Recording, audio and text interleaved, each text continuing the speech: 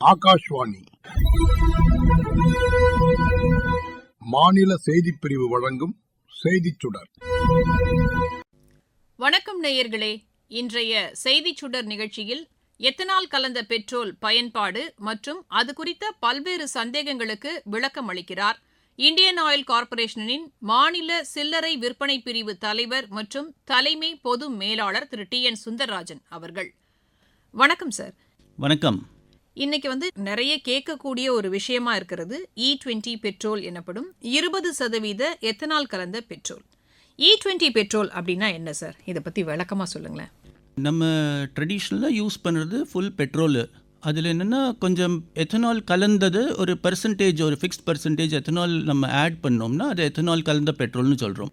So அது progressively ஒரு last ஒரு 10 இயர்ஸாகவே நம்ம கொஞ்சம் கொஞ்சமாக இன்க்ரிமெண்ட் பண்ணிவிட்டு இந்தியாவில் எத்தனால் மிக்ஸ்டு பெட்ரோல் நம்ம யூஸ் பண்ண ஸ்டார்ட் பண்ணியிருக்கோம். ஃபார் எக்ஸாம்பிள் முதல்ல ஒரு E10 சொல்லிட்டு ஒரு பெட்ரோல் இருந்தது. ஸோ தட் மீன்ஸ் அதில் 10% எத்தனால் மிக்ஸ் பண்ணின ஒரு பெட்ரோல். சப்சிக்வெண்ட்லி அது 15% பிளெண்ட் பண்ணோம். ஸோ அப்போ E15 அதுக்கு பேர். அதே மாதிரி இப்போ E20 வரைக்கும் நம்ம பிளெண்ட் பண்ணுறோம். 20% எத்தனால் பிளெண்ட் பண்ணால் அது E20ன்னு சொல்கிறோம். ஸோ இது மாதிரி வேர்ல்டு வைடே இது மாதிரி நிறைய கண்ட்ரீஸ்லையும் இதே மாதிரி நம்ம எத்தனால் பிளெண்ட் பண்ண பெட்ரோல் சேல் ஆகிட்டு இருக்கு. நிச்சயமாக சார், வேர்ல்டு வைடாக இது இருக்குது அப்படின்னு சொல்கிறீங்க. ஆனால் இப்போ தான் பெருசாக இந்த விஷயம் பேசப்படுதோ அப்படின்னு தோணுது. இப்போது நார்மல் பெட்ரோலுக்கும் இந்த E20, E15 சொன்னீங்க இல்லையா, இந்த பெட்ரோலுக்குமான வித்தியாசம் அப்படிங்கிறது இதாக இருக்கா சார்? வித்தியாசம் சொல்லிட்டுனா இந்த கண்டென்ட், ஃபார் எக்ஸாம்பிள் ஒரு E20 இப்போ சொல்லிட்டுனா 20% பெட்ரோலில் நம்ம எத்தனால் மிக்ஸ் பண்ணிவிட்டு நம்ம மேனுஃபேக்சர் பண்ணுறோம். ஸோ எத்தனால் பேசிக்கலி என்ன சொல்லிட்டுனா ஒரு ஆல்கஹால். அது என்ன பண்ணோம்னா ஆக்சிஜனை இன்க்ரீஸ் பண்ணும். அந்த ஃபியூவல் கம்பஷனில் ஆக்சிஜன் இன்க்ரீஸ் ஆச்சுன்னா கம்பஷன் இனி பெட்டர் ஆகும். ஸோ பெட்டர் கம்பஷன்னா எமிஷன்ஸ் இனி குறையும். So which is good for the environment as such. So ethanol mix ஒரு பெட்ரோல்னா it is good for the environment. இது இல்லாக்கி there are many other benefits. For example ஒரு கான்டெக்ட் செட் பண்ணோம்னா எல்லாருக்குமே தெரிஞ்ச விஷயம்தான். இப்போ ரீசெண்ட் ஒரு Iran crisis we have come out of it. 3.5 months பார்த்துட்டுனா வித் வெரி க்ளோஸ் கோஆர்டினேஷன் கவர்மெண்ட்டோடு with various stakeholders including கஸ்டமர்ஸ்டேருந்து சப்போர்ட் வச்சுட்டு நம்ம கிரைசிஸை ரொம்ப நல்லா மேனேஜ் பண்ணியிருக்கோம். ஏன்னா இந்தியாவில் ஆல்மோஸ்ட் 80% க்ரூடு நம்ம இம்போர்ட் பண்ணுறோம். ஸோ இந்த 80% க்ரூட் இம்போர்ட் பண்ணுறதுனால நம்ம இந்த எத்தனால் பிளெண்ட் பண்ண பெட்ரோல் கொடுத்ததுனால நமக்கு ஒன் இஸ் ஃபாரின் எக்ஸ்சேஞ்சில் நிறைய சேவிங்ஸ் இருக்குது. செகண்ட், நம்ம கார்பன் எமிஷன்ஸ் நிறைய குறையிறது. ப்ளஸ் அஃப்கோர்ஸ் நம்ம ஒரு ஃபார்மர்ஸோட economy also is growing. So there are multiple benefits இது மாதிரி நம்ம எத்தனால் பிளெண்ட் பண்ண பெட்ரோல் சேல் பண்ணுறதுல.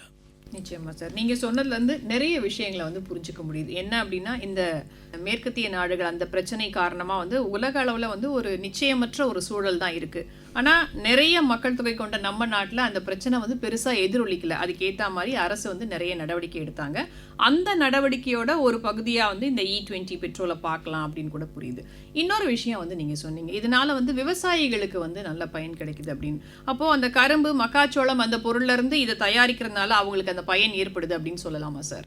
டெஃபினட்டாக. பிகாஸ் நான் இப்போது அந்த 3 விஷயம் சொன்னது இந்த 80% க்ரூட் நம்ம இம்போர்ட் பண்ணுறதுனால எத்தனால் பிளெண்ட் பண்ணதுனால பெனிஃபிட்ஸில் நான் கொஞ்சம் ஃபிகர்ஸ் சொல்லணும்னா க்ரூட் ஆயில் ஒரு சப்ஸ்டிடியூஷனாக நம்ம ஒரு லாஸ்ட் ஒரு 10-11 இயர்ஸ் பண்ணி பார்த்ததுன்னா 245 lakh மெட்ரிக் டன் நம்ம க்ரூட் ஆயில் சப்ஸ்டிடியூஷன் பண்ணியிருக்கோம்.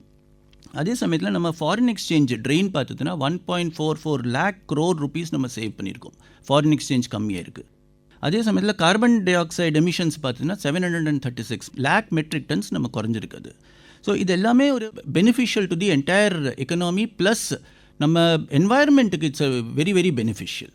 நிச்சயமாக சார். பிரதமர் அவருடைய உரையில் எப்போவுமே சொல்லியிருக்காரு, நாட்டில் இருக்கக்கூடிய நம்மளுடைய சுயசார்பான பொருட்களை நம்ம யூஸ் பண்ணணும் அப்படின்னு சொல்லிட்டு, மேக் இன் இந்தியா பொருட்களை யூஸ் பண்ணணும் அப்படின்றத சொல்லுவார். அது மாதிரி தான் இந்த E20 பெட்ரோலையும் கூட நம்ம பார்க்கலாமா? எரிபொருள் தட்டுப்பாடு வரக்கூடாது அப்படிங்கிறதுக்காக இந்த E20 பெட்ரோலை யூஸ் பண்ணணும்னு அரசு சொல்கிறாங்களா? Absolutely. Again repeating the same point, 80% crude நம்ம இம்போர்ட் பண்ணுறோம். ஸோ இது மாதிரி ஒரு கிரைசிஸ் சுச்சுவேஷனில் நம்ம ஃபுல்லி டிபெண்ட்டாக இருந்தோம். ஸோ நம்ம self dependency has to increase. அது செல்ஃப் டிபெண்டன்சி இன்க்ரீஸ் பண்ணோம்னா ஃபாசில் ஃபியூவல் மேலே நம்ம டிபெண்டன்சி கம்மியாகணும். அதே சமயத்தில் ரினியூவபிள் எனர்ஜி என்னெல்லாம் பாசிபிலிட்டிஸ் இருக்கோ அதெல்லாம் நம்ம இன்க்ரீஸ் பண்ணணும். ஸோ எத்தனால் பிளெண்ட் பண்ணுறது நம்ம நாட்டிலேயே உண்டாகிறது சுகர் கேன் அண்ட் மக்கா அதுலேருந்தெல்லாம் எத்தனால் யூஸ் பண்ணி தான் நம்ம பெட்ரோலை பிளெண்ட் பண்ணுறோம். So it will be a huge benefit. Self sufficiency India மேலே it will be a positive trend. அதோடு நிச்சயமா சார். இப்போ நீங்க சொன்னதுல இன்னொரு விஷயமும் பார்க்க முடியுது. என்னன்னா, நம்ம அந்த ரினியூவபிள் எனர்ஜி புதுப்பிக்கத்தக்க எரிசக்தியை வந்து யூஸ் பண்ணணும் அப்படின்றதும் நம்மளுடைய அரசினுடைய ஒரு கொள்கையா இருக்கு. இப்ப நிறைய இந்த மின்சார வாகனங்கள் பார்க்குறோம். அதே மாதிரி இப்ப இருக்கக்கூடிய வாகனங்கள்ல வந்து இந்த E20 பெட்ரோலுக்கு ஏத்தா மாதிரியான என்ஜின்ஸ் தான் இருக்கு. ஸோ இப்போ இந்த பெட்ரோலை யூஸ் பண்றதுனால என்ஜினுக்கு எந்த ப்ராப்ளமும் வராது அப்படின்னு சொல்லப்படுது. அதை பத்தின விஷயங்களை சொல்லுங்க சார். ஸோ கஸ்டமர்ஸோட மைண்டில் நிறைய ஒரு கன்சர்ன்ஸ் இருக்குது. நம்ம E20 பெட்ரோல் யூஸ் பண்ணி வெஹிக்கிள் டேமேஜ் ஆகுது. Hour automotive experts mechanics detail study பண்ணிவிட்டு இது ஒரு 1.5 years ஒரு E20 பெட்ரோல் தான் சேல் ஆகிட்டுருக்கு. ஆனால் அப்படி லார்ஜ் ஸ்கேல் இஷ்யூஸ் எங்கேயுமே பார்த்துட்டில்லை. ஏதாவது மைனர் இஷ்யூஸ் என்ன வருதுனாலும் ஒரு கன்சர்ன் என்னென்னா நம்ம ஃபியூவல் சிஸ்டத்தில் ரப்பர் ஹோசஸ் அது சிலப்போ டேமேஜ் ஆகி போகிறதுன்னு. ஹவர் 2010 பார்த்துட்டுனா ஓஇஎம்ஸ் வந்து மேனுஃபேக்சர் பண்ணுறது ஃபியூவல் சிஸ்டம்ஸில் கம்ப்ளீட்டில் எத்தனால் ரெசிஸ்டன்ட் ஃபியூவல் சிஸ்டம்ஸ் தான் அவன் மேனுஃபேக்சர் பண்ணுறான். செகண்ட் ஒரு கன்சர்ன் என்னென்னா கிளாக் ஆகிடுறது, இன்ஜெக்டர்ஸ் கிளாக் ஆகிடுறதுன்னு. ஸோ அதில் என்னென்னா இன்ஜெக்டர்ஸ் கிளாக் ஆகிறது ரீசன் என்னென்னா அதில் டெபாசிட்ஸ் வருது.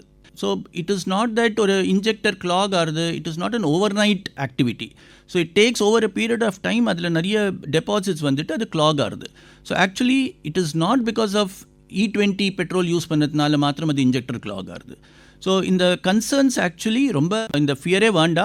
டு கிவ் அன் எக்ஸாம்பிள், நான் ஆக்சுவலி என்னோட சொந்தம் வண்டி ஓட்டுறது வந்துட்டு 2013 model Maruti Swift desire use பண்ணுறேன். ஸோ இத்தனை வருஷமாக நானும் தான் E20 பெட்ரோல் தான் போட்டுருக்கேன். இப்போது வருஷம் நம்ம எல்லா வண்டியும் நம்ம ஒரு மெயின்டெனன்ஸ்க்கு கொடுப்போம், சர்வீஸிங்க்கு. ஸோ இப்போ 2 மாதம் முன்னால் நானும் தான் சர்வீஸ் பண்ணியிருக்கேன். ஆனால் அந்த ஒரு ஒர்க் ஷாப்லேருந்து ஒரு அட்வர்ஸ் கமெண்ட்டும் அதில் வண்டியில் ஒன்றுமே வந்துட்டில்லை. So that is a live example. அதாவது வண்டியை வந்து சரியா பராமரிச்சுட்டு இருக்கோம், சரியான டைம்ல வந்து சர்வீஸ்க்கு விட்டு சரியான டைம்ல எதாவது பார்த்துட்டு இருக்கோம்னா இந்த மாதிரி ப்ராப்ளம் வராது அப்படின்றது புரியுது சார். அப்சல்யூட்லி. இன்னொன்று வந்து கேட்க தோணுது என்ன அப்படின்னா, காப்பீடு பிரீமியம் அந்த மாதிரி சொல்றாங்கல்ல சார், இன்சூரன்ஸ் எல்லாம் சொல்றாங்க இல்லையா சார், அதுல வந்து ஏதாவது பிரச்சனை வருமா அப்படின்ற ஒரு பயத்தையும் வந்து பொதுமக்கள் வந்து முன்வைக்கிறாங்க. அதற்கான பதில் என்ன சார்? இன்சூரன்ஸ் கிளைம்லேயே ஒரு பாதிப்பும் இல்லைன்னு தான் இன்சூரன்ஸ் கம்பெனிஸும் கொடுத்துருக்கா. ஸோ அந்த ஃபியரும் அப்சல்யூட்லி நாட் கரெக்ட். அப்புறம் வந்து பார்த்தீங்கன்னா சரியான விஷயம் வந்து மக்களை போய் சேர்றது அப்படின்றது கொஞ்சம் கஷ்டமான விஷயம். ஆனால் தவறான தகவல் ஈஸியாக போய் சேர்ந்துடும். இன்னைக்கு இருக்கக்கூடிய காலகட்டத்தில் எல்லார் கையிலையும் மொபைல் இருக்குது, எல்லாருமே அதை வந்து யூஸ் பண்ணுறாங்க. அப்படிப்பட்ட ஒரு சூழலில் நிறைய தவறான தகவல்களும் மக்கள் கிட்ட போகுது. என்ன அப்படின்னா, இதை நினைச்சா நமக்கு சிரிப்பு கூட ஒரு அந்த மாதிரி ஒரு விஷயம்தான். அந்த பெட்ரோல் டேங்க்ல வந்து பார்த்தீங்கன்னா எறும்பு ஊறுது, அந்த மாதிரி விஷயங்கள்லாம் இதெல்லாம் கூட கேள்விப்பட்டோம். இதெல்லாம் வந்து சாத்தியமா சார், இல்லை தவறாக பரப்பப்படுதா? Absolutely not possible. அதில் enough reports have also come in the media. Ethanol வந்துட்டு சுகர் ஃப்ரீ தான். அது ஃபைனலி டிஸ்டிலேஷன் பண்ணி அதை எடுக்கிற சமயத்தில் அதில் சுகர் கண்டென்ட் இல்லை அதில். ஸோ அதில் எறும்பு வருது, அதெல்லாம் absolutely false reports. So it should not be believed at all. நிச்சயமா சார். இப்போ நம்ம ஐஓசி தமிழ்நாடு அந்த ட்விட்டரில் வந்து பார்த்தீங்கன்னா ரெகுலராக வந்து ஒரு 3-4 நாளாக வந்து பார்க்குறோம், நிறைய அவேர்னஸ் வீடியோ வந்து பொதுமக்களே வந்து போட்டிருக்காங்க. ஏன்னா அவங்களுடைய அனுபவங்களை அடுத்தவங்களுக்கு வந்து ஷேர் பண்ணுறாங்க. எந்த பயமும் கிடையாது, எல்லாருமே இதை யூஸ் பண்ணலாம் அப்படின்ற மாதிரி. இந்த அளவுக்கு பொதுமக்களுக்கு விழிப்புணர்வு ஏற்பட காரணம் என்ன சார்? அதெல்லாம் யூஸ் பண்ணதுனால வந்த அப்படின்றதா எப்படி? ஏர்லியர் ஒரு பாயிண்ட் சொன்னல் நீங்கள் தட் பேட் நியூஸ் ரொம்ப ஃபாஸ்ட்டாக ஸ்ப்ரெட் ஆகிடும்னு. ஸோ இந்த ஒரு ராங்கான நியூஸை வந்துட்டு நம்ம கரெக்ட் பெர்ஸ்பெக்டிவ் அதோட எல்லா கஸ்டமர்ஸ்க்கும் ரீச் ஆகணும்னு சொல்லிட்டு தான் நம்ம லாட் ஆஃப் பைட்ஸ் எடுக்கிறோம் கஸ்டமர்ஸ்டேருந்து.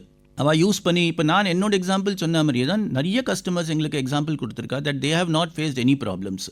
ஸோ அது ஒரு அவேர்னஸ் க்ரியேட் பண்ணுறதுக்கு வேண்டி தான் இந்த மாதிரி சின்ன சின்ன வீடியோஸ் அவள் பைட்ஸ் எல்லாம் எடுத்துகிட்டு நாங்கள் சோஷியல் மீடியாவில் போஸ்ட் பண்ணுறோம். So that it reaches for reaching effect இருக்கிறதுக்கு வேண்டி. 20% எத்தனால் கலந்த E20 பெட்ரோல் பயன்படுத்துவதன் மூலம் தங்களது வாகனங்களுக்கு எந்த பாதிப்பும் இல்லை அப்படின்னும், இது குறித்து அச்சப்பட தேவையில்லைன்னும் இதை பயன்படுத்தின பொதுமக்கள் சிலர் கருத்துக்களை சொல்லியிருக்காங்க சார். அதை கேட்கலாம் சார். E20 பெட்ரோல் அறிமுகப்படுத்தினதுலேருந்தே நான் E20 பெட்ரோல் தான் யூஸ் பண்ணிட்டு இருக்கேன். என்னோட வண்டிக்கும் அதான் யூஸ் பண்ணுறேன், என்னோட காருக்கும் அதான் யூஸ் பண்ணிட்டு இருக்கேன். எதுவும் கம்ப்ளைண்ட் வந்ததில்லை. புகை அந்த மாதிரி கருப்பு ஆறுது அந்த மாதிரிலாம் எதுவுமே வந்ததில்லை. நான் சர்வீஸ் விடுறப்பையும் மெக்கானிக்ஸ்கிட்ட கேட்டிருக்கேன் ஸ்பெசிஃபிக்காக. அவங்களும் டேங்க்ல எல்லாம் எது துருப்பிக்கல அது மாதிரி சொல்லியிருக்காங்க. இது வரைக்கும் நல்லா தான் இருக்குது. E20 பெட்ரோல் தான் நான் யூஸ் பண்ணிட்டு இருக்கேன். நான் E20 பெட்ரோல் ரெகுலரா யூஸ் பண்ணிட்டு வந்துருக்கேன்.